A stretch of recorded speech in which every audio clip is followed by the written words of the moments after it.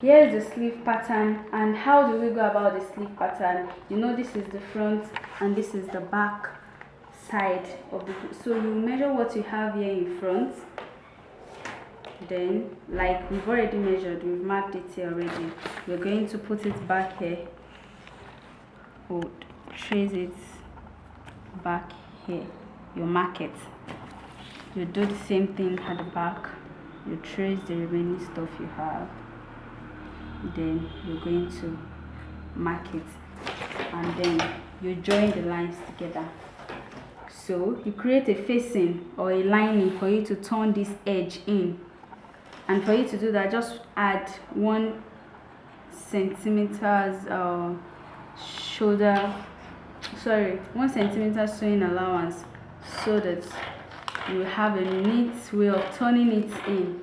It is not advisable for you to tape down this way, because the sewing will be showing on the top of the fabric, but we don't want it that way. We want it inside, so you're just going to tape it inside. You create a facing for it to create it inside.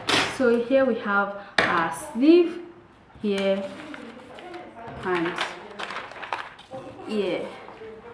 Can we see? You know, when you join together, it will go inside, and you will have off shoulder. It's going to be an off shoulder, a standing off shoulder, not the one that will be dropping. And I quickly want to chip this in. That when it comes to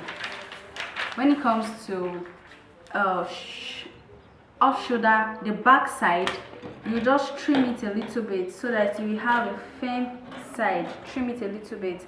I've noticed some of the off shoulders I do it most of the time, the back would gape a little bit, so I have decided to be adjusting it by 1 centimeter to 0.5 inches by the armhole here, so that you will have a firm stuff. Or either ways, you can allow the zip allowance to have 0.5 here and have 1 inch here. So you just join the 0.5 to the 1 inch allowance you're going to add here. So you're going to have a firm back for the off shoulder.